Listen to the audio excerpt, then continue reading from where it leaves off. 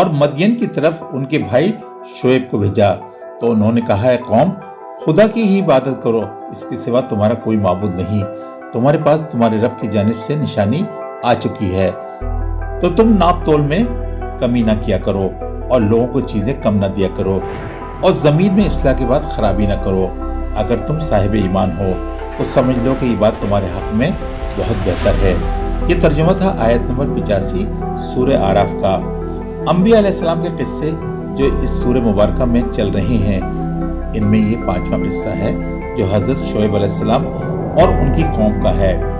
آپ کو خطیب انبیاء بھی کہا جاتا ہے۔ کچھ تفاسیر میں آپ کو حضرت موسیٰ علیہ السلام کا سسر بھی لکھا گیا ہے۔ اس سے قبل جن قوموں کا ذکر آیا ہے وہ شرک میں مبتلا تھی، یعنی اللہ کے حقوق کا معاملہ تھا، جبکہ شعیب علیہ السلام کی قوم حقوق و لباد میں کمی کا شکار تھی۔